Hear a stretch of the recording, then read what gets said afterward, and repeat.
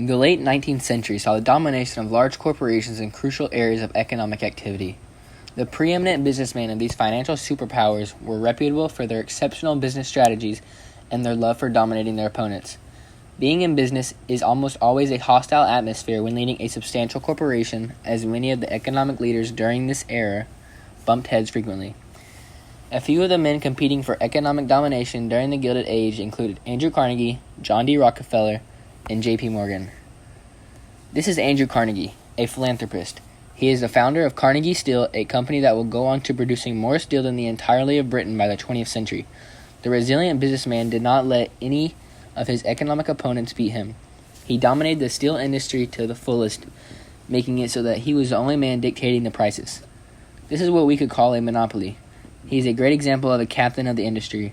After becoming one of the richest men in America, he retired to devote the rest of his life to give his fortune away to the poor. He funded over 2,500 public libraries across the planet.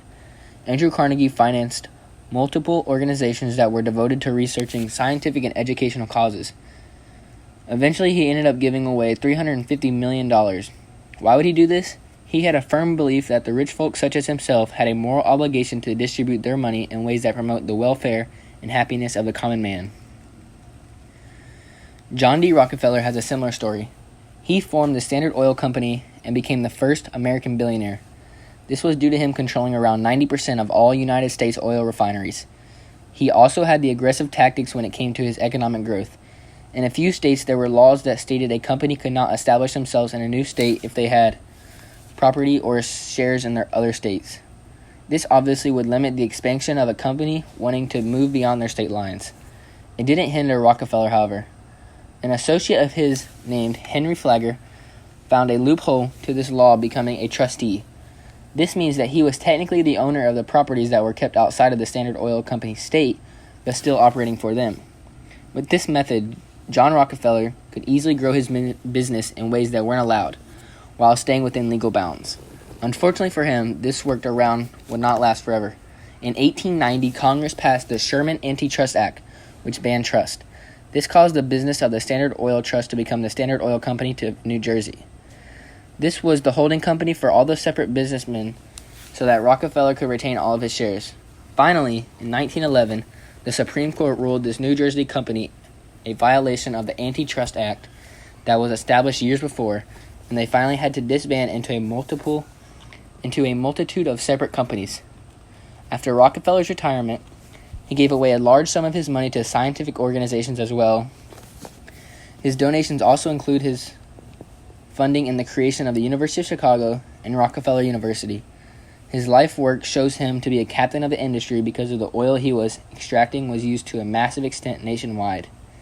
It is still understandable why some people label him as a robber baron due to his manipulation of trust. John P. Morgan was born into a wealthy family. Because of this, he amassed a fortune of his own by buying failing companies and turning them into something better than ever before. He assisted in organizing many major companies like General Electric and U.S. Steel. He controlled a large portion of railroads and was a master of managing them. J.P. Morgan was a great help to America because of his assistance with stabilizing the country's stock markets during economic depression. His banking syndicate granted the federal government over $60 million to help with saving America's gold standard. He even stabilized the stock markets during the Panic of 1907 by using his influence to convince the country's top financiers to bail the debts of multiple failing financial institutions. This backfired in a way. Muckrakers, hungry for attention, proposed that Morgan possibly had too much power in manipulating the economic environment.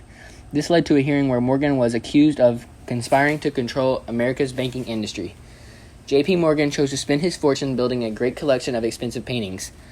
This banking giant passed at the age of 75 in Rome, being buried in his family's mausoleum.